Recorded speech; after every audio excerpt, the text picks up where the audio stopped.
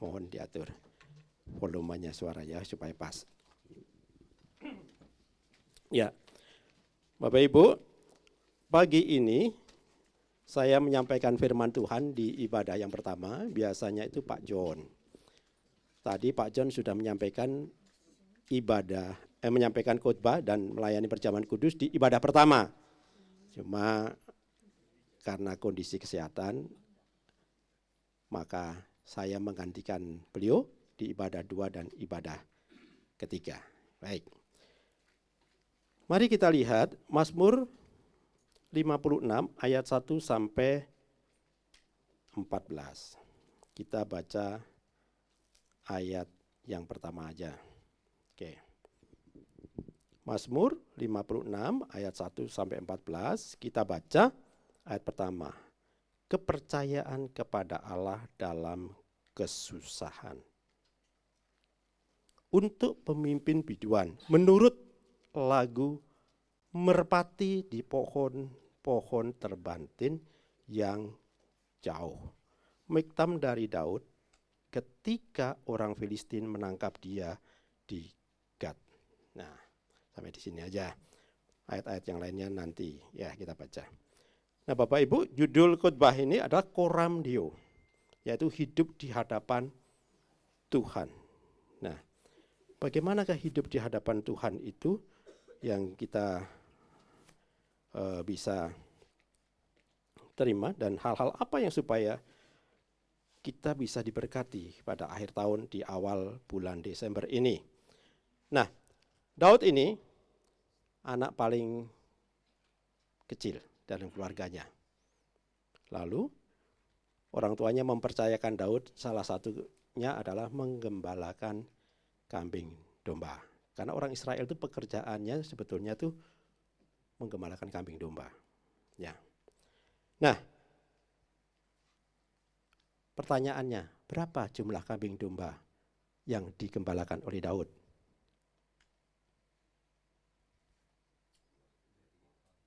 Berapa? Nah, mari kita lihat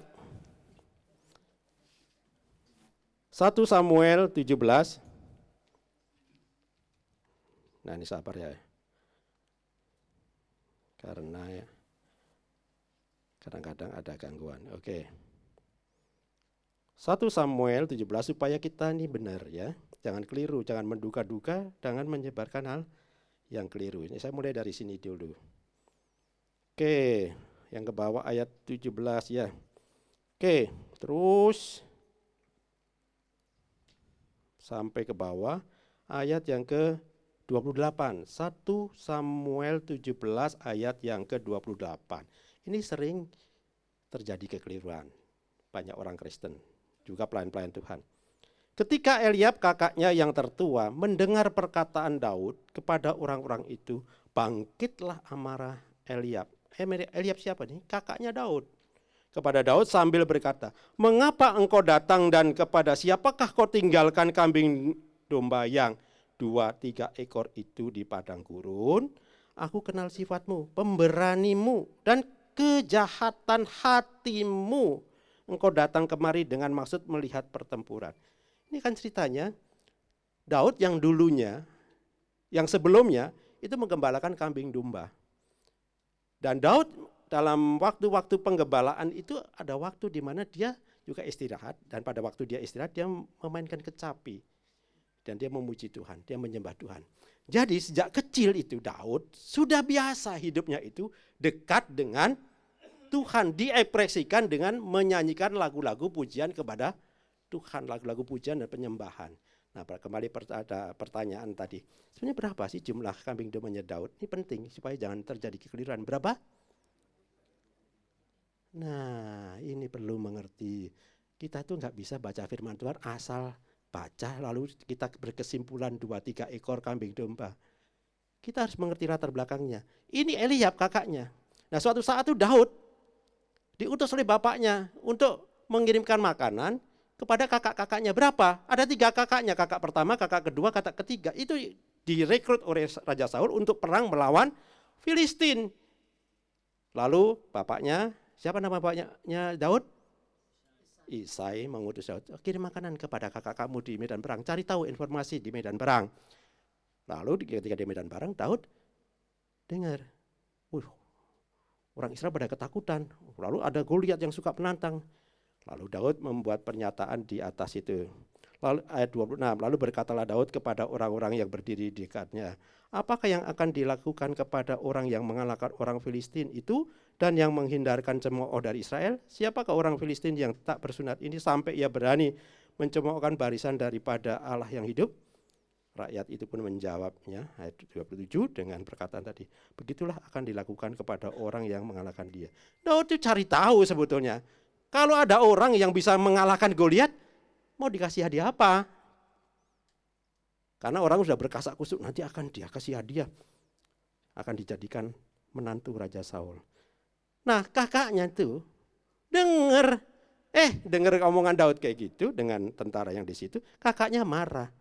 Kakaknya itu tahu katanya sifat Daud itu, kamu tuh kerjaannya menggembalakan kambing 2 yang jumlahnya itu cuma 2-3 ekor. 2-3 ekor itu perkataannya Eliab, bukan perkataannya Daud, bukan perkataannya Isai bapaknya. Jadi konteks pernyataan ini adalah Eliab itu menghina Daud. Daud, kamu itu nggak penting-penting amat di sini, ngapain kamu datang sini? Kamu cari-cari informasi. Emangnya kamu mau melawan Goliat? Siapa kamu? Kamu cuma gembala kecil.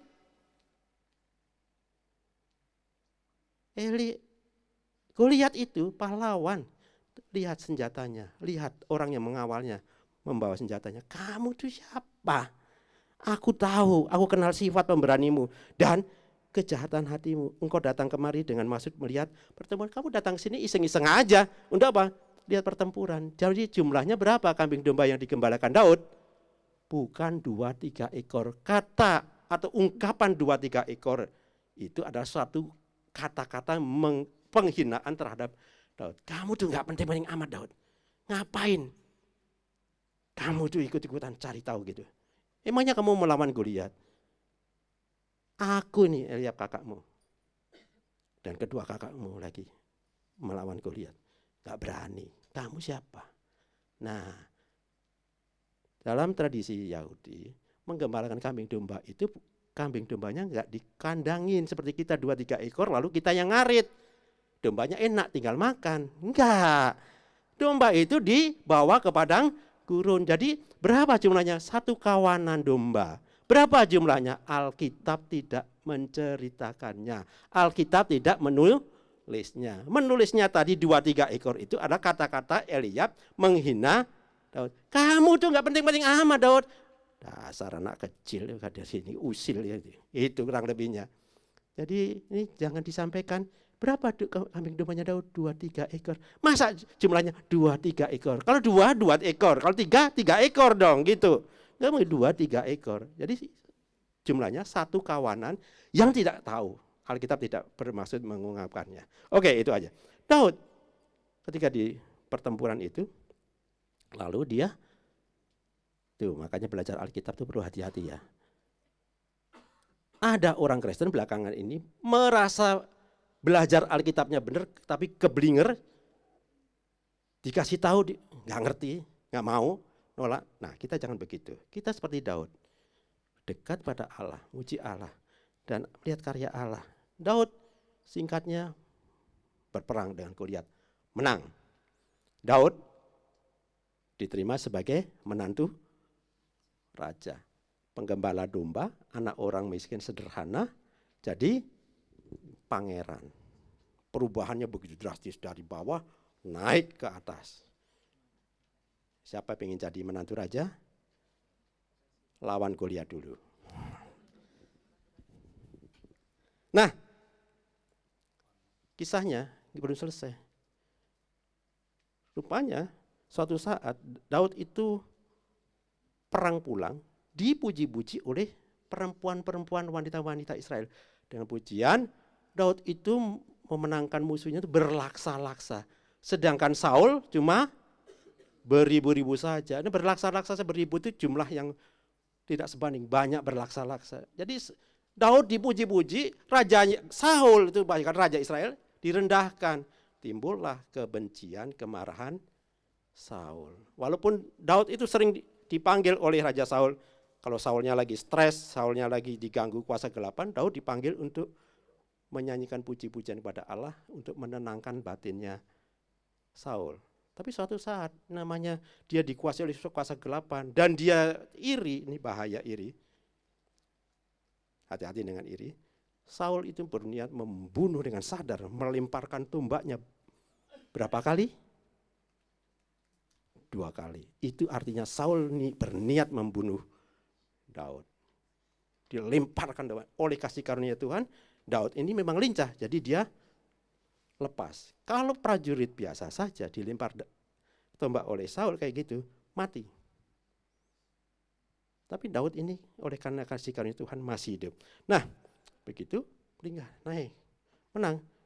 Saul benci, lalu Saul punya niat untuk membunuh Daud. Saul sebagai raja menggunakan kekuatan militernya, tentaranya untuk mencari Daud. Daud, anak Isai yang sederhana, gembala, naik jadi pangeran, dipuja-puja, turun sekarang menjadi pelarian. Dan dia merasa bahwa di Israel dia tidak aman, karena Raja Saul itu akan mencari dia dimanapun saja. Dan dia akan mengerahkan tentaranya, mengerahkan mata-matanya. Ada yang namanya dia ya mau melaporkan kepada Saul, di sana tuh Daud itu. Lari. Dan dalam suatu masa Daud tuh kepepet. Sangat kepepet. Satu sisi tentara Israel yang dipimpin oleh Saul, satu sisi musuhnya yaitu Filistin. Daud dalam keadaan stres. Lalu Daud bingung dan Daud dalam keadaan stres itu langsung memutuskan nyebrang ke Filistin. Kemana? Ke daerah Gad. Caranya gimana? Daud berpura-pura gila. Lalu Raja Ais bilang gini, apa di tanah kita ini Filistin kekurangan orang gila? Udah, lepaskan. Untung oleh kasih karunia dilepas begitu saja. Tetapi memang Daud itu berkualitas, seorang prajurit berkualitas. Akhirnya Akhis Raja Gad, itu Raja Filistin itu tahu, merekrut Daud menjadi tentara, suruh perang ke berbagai bangsa, menang. Karena orang berkualitas mau ditaruh di mana saja akan menampakkan kualitasnya. Emas mau dilempar di comberan tetap emas. Orang tetap mau mengambil, tangannya berkotor-kotor mengambil emas. Kenapa? Itu emas, berharga. Bapak Ibu, kalau memang kita berharga di mata Tuhan, berkualitas hidup kita ini di mata Tuhan, dimanapun Tuhan tempatkan, kita akan dipromosikan oleh Tuhan. Jadi nggak usah cari promosi sendiri. Nah, kita belajar. Daud stres. Nah, dalam situasi seperti itu, kita diingatkan Bapak Ibu, kita perlu berhati-hati. Supaya apa? Dalam situasi yang sulit yang kita hadapi seperti Daud tadi, jangan sampai dalam situasi kejepit gitu kita salah memutuskan. Daud stres, nggak tahu, dia salah memutuskan dan kesalahannya dia masuk ke orang Filistin. Orang Filistin tanya, ini kan Daud yang gila seperti ini. Pada Daud itu mengalahkan pangeran kita, pahlawan kita, Goliat. Daud ini dipuja-puja oleh perempuan Israel. Daud mengalahkan beraksa-laksa. Apa Daud seperti ini? Daud salah memutuskan, mengakibatkan masalah yang lebih besar lagi, mengakibatkan kesulitan, kesukaran yang lebih besar lagi. Kita belajar, di tengah kita stres, di tengah kita bingung, di tengah kita lagi bergumul, hati-hati dalam memutuskan. Orang saleh seperti Daud pun, yang biasa memuji menyembah Tuhan, bisa salah dalam memutuskan di saat stres. Hati-hati kita juga di saat stres. Bisa salah kalau nggak hati-hati. Nah, karena itu kita akan belajar di Daud. Apa itu? Ya. Daud yang pertama adalah, apa yang bisa kita dapat pelajari dari Daud ini? Yang pertama, Daud itu adalah percaya Allah sebagai tempat perlindungan. Yang pertama. Supaya kita itu benar-benar tadi itu hidup di hadapan Allah dengan benar. Coram Deo. Bagaimana dalam menghadapi masalah? Yaitu Daud tadi percaya Allah sebagai tempat perlindungan. Daud berada dalam keadaan yang tertekan dan dikalahkan musuh, ditangkap. Musuhnya siapa? Saul dan juga orang Filistin dipimpin oleh Ahis, rajanya.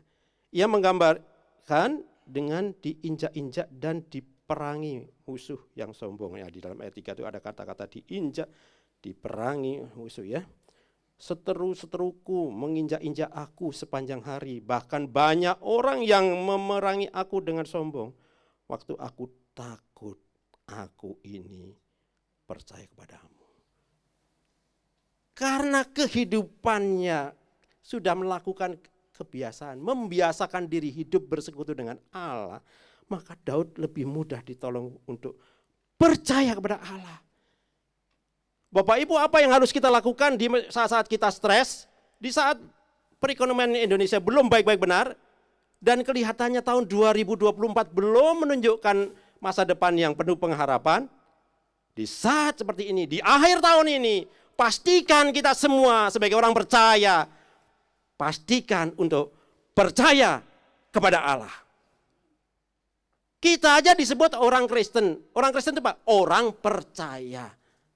Kalau kita mendapatkan gelar orang percaya, seharusnya dalam kondisi apapun juga, kita harus percaya kepada Allah. Dalam kondisi sakit, secara fisik, sakit ekonomi, sakit jiwa kita, sakit karena berbagai pergumulan hidup kita, pastikan Tuhan, aku ini takut akan masa depan, aku takut dengan kehidupanku yang seperti ini, yang tidak jelas ini Tuhan. Tetapi aku memutuskan, aku percaya. Kan gelar kita itu orang Kristen, orang percaya. Percaya nggak sama Tuhan? Percaya di saat senang, percaya di saat susah, percaya di saat haleluya, percaya di saat jangan lupa, haleluya di saat juga lagi bergumul, gitu. Tetap percaya. Nah, percaya itu gimana? Ya, percaya itu satu keputusan. Bapak Ibu memutuskan dalam situasi yang sulit itu untuk percaya, atau memutuskan sebaliknya, masa bodoh, nggak percaya. Dua-duanya keputusan. Tetapi kita di orang Kristen, orang percaya, ya sudah seharusnya kita percaya kepada Allah.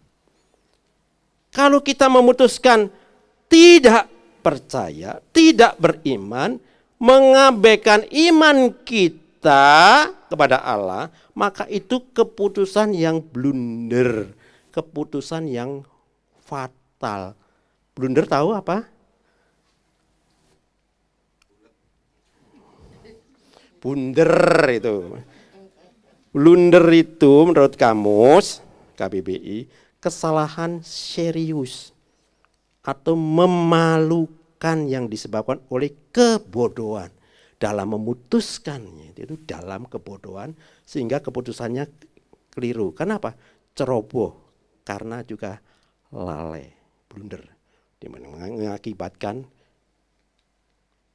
kesukarannya lebih besar daripada percaya pada Allah. Karena hal yang terbaik, keputusan kita adalah percaya kepada Allah. Amin. Percaya kepada Allah itu. Karena Allah itu pasti tidak membuat kita blunder. Nah, itu. Makanya ini poin yang kedua. Kalau yang pertama, dalam situasi apapun juga, khususnya dalam situasi terjepit, terdesak, penuh ketidaktahuan, penuh ketidakpastian, masih dalam kegelapan, kita nggak bisa melihat apapun juga masa depan, percayalah pada Allah. Percaya itu saya ibaratkan begini, kita sama-sama mau melangkah di tahun 2024. Kita sekarang tanggal 3, tinggal berapa hari lagi? 28 hari lagi, dan baru. Kata percaya itu, trust itu artinya dunia itu gelap,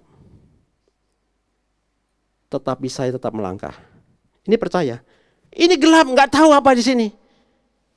Percaya itu apa?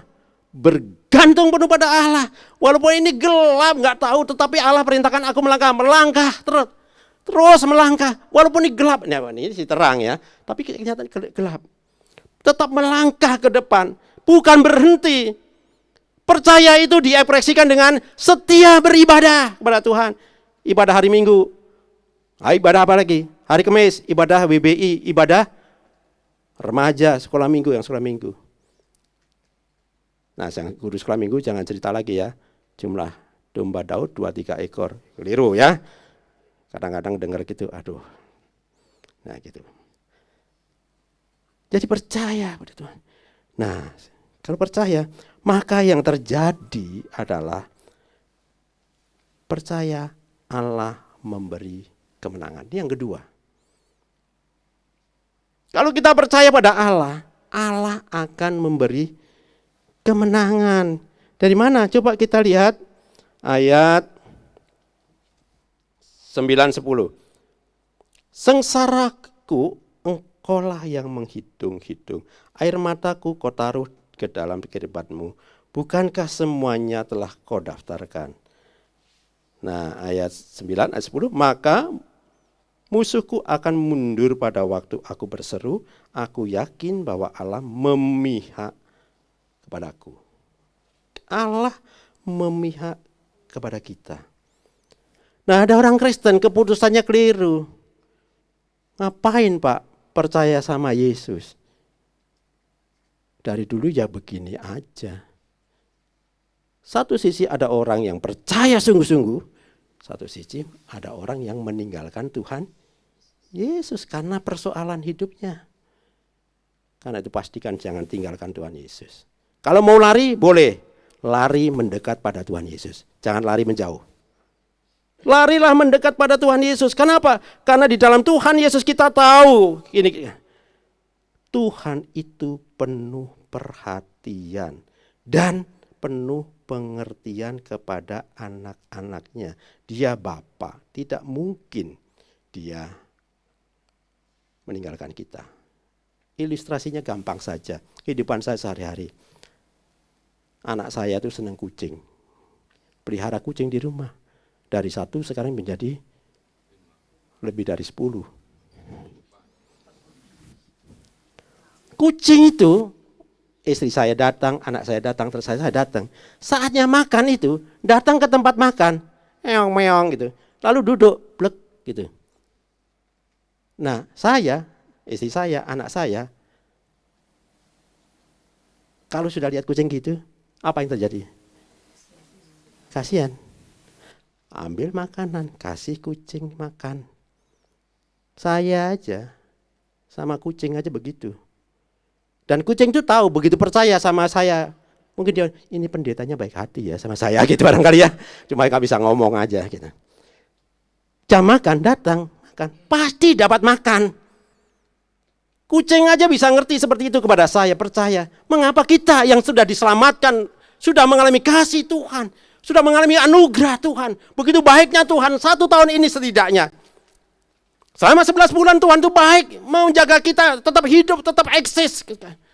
Dan Tuhan itu membawa kita dalam pergumulan-pergumulan kita, apapun yang kita hadapi, pasti masuk kepada kemenangan. Kenapa? Gusti Allah itu rasare. Gusti itu tidak tidur. Tuhan Allah itu tidak tidur. Dia melihat, dia memperhatikan. Dia tidak pernah mengabaikan. Di hadapan Tuhan, Daud mengimani bahwa semua sengsara dan penderitaan adalah hal yang diperhatikan Tuhan. Dia Maha tahu dan memperhitungkan semua persoalan hidupnya. Nah, itu di poin yang kedua itu ada ya, bisa ditayangkan. Poin yang kedua ya. Nah, itu. Sekali lagi saya baca. Di hadapan Tuhan, Daud mengimani bahwa semua sengsara dan penderitaan adalah hal yang diperhatikan Tuhan. Dia Maha tahu dan memperhitungkan semua persoalan. Karena dia apa? Semua telah kau daftarkan. Lalu pada waktu aku berseru, aku yakin karena dia percaya lebih dulu di awal, maka dia, Allah memihak kepadaku. Allah memihak kita.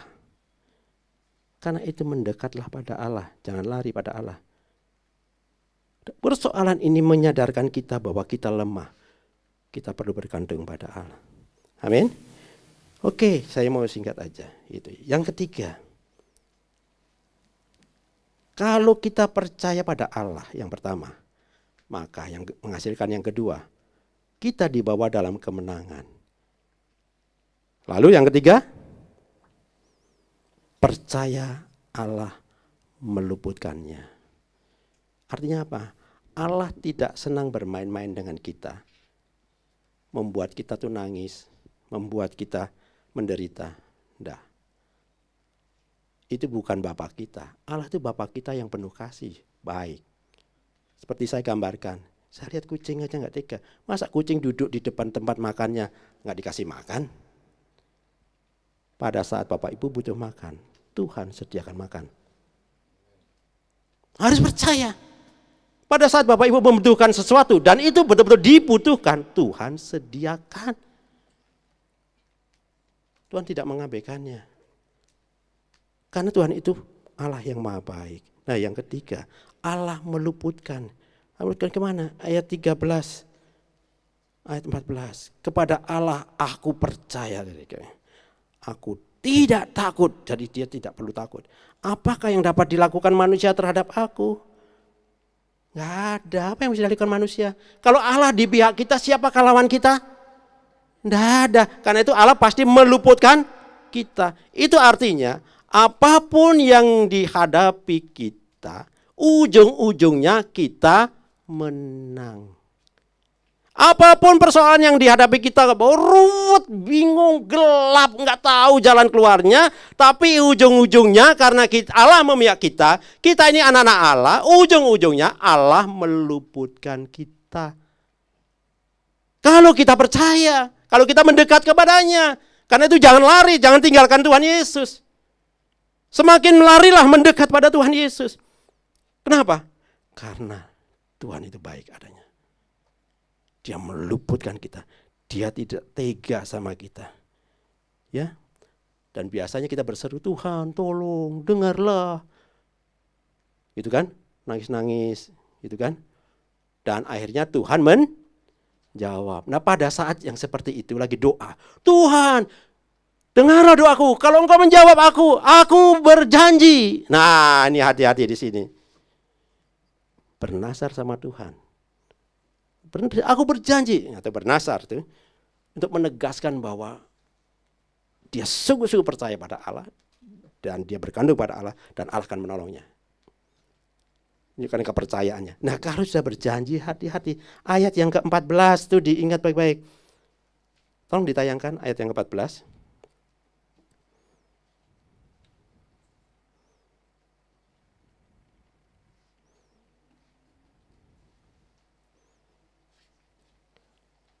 Nasarku kepadamu, ya.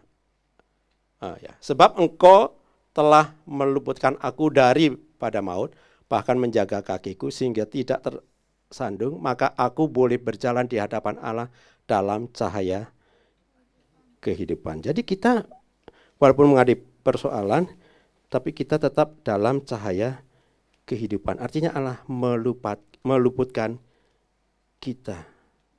Kalau sudah bernasar, Allah sudah menjawab, maka kita Pengkhotbah pasal 5 ayat 3 sampai 5 begini. Kalau engkau bernasar kepada Allah, Pengkhotbah 5 ayat 3 sampai 5. Kalau engkau bernasar pada Allah, janganlah menunda-nunda menepatinya. Kalau lagi bergumul, berseru, berjanji Tuhan, kalau engkau menjawab doaku, kalau aku sembuh, kalau persoalanku terselesaikan, aku akan lali. Makanya jangan bernasar kalau lu suka lalian, ya. Kalau engkau bernasar kepada Allah, janganlah menunda-nunda menepatinya. Segeralah tepati nasar kita, janji kita kepada Tuhan itu. Karena Ia tidak senang kepada orang-orang bodoh. Orang yang suka berjanji pada Allah, suka bernasar pada Allah, Jawabannya sudah didengarkan oleh Allah, tetapi dia tidak segera menggenapi nasarnya, itu digolongkan orang bodoh. Nah, kita kan nggak mau disebut orang bodoh. Tepatilah nasarmu. Lebih baik engkau tidak bernasar daripada bernasar tetapi tidak menepatinya. Janganlah mulutmu membawa engkau ke dalam dosa, dan janganlah berkata di hadapan utusan Allah bahwa engkau khilaf. Apakah perlu Allah menjadi murka atas ucapan-ucapanmu dan merusakkan pekerjaan tanganmu? Allah murka kepada mereka yang tidak menepati nasarnya. Karena itu tepatilah nasar. Coba Bapak Ibu ingat-ingat, pernah gak berjanji sama Tuhan di saat berkumpul, di saat dalam pergumulan? Tepatilah nasarnya, jangan tunda-tunda. Allah marah. Dan kita termasuk orang yang bodoh. Pastikan kita bukan orang bodoh. Pastikan kita orang percaya. Yang pertama, di saat masa yang sulit, kita percaya kepada Allah. Yang kedua, di saat yang percaya, maka kita akan memperoleh kemenangan. Yang ketiga, ujung-ujung dari suatu masalah itu Allah meluputkan kita. Kita pasti keluar dari masalah. Masalah terselesaikan di dalam Tuhan Yesus. Karena itu mendekatlah pada Tuhan Yesus. Amin. Mari Bapak Ibu, kita memasuki perjamuan kudus dengan percaya pada Tuhan Yesus. Supaya perjamuan kudus ini sungguh-sungguh bermakna bagi kita. Amin. Mari saya serahkan pada pemimpin pujian, dan yang akan memimpin perjamuan kudus nanti Pak Pur. Ya, silakan Pak Pur.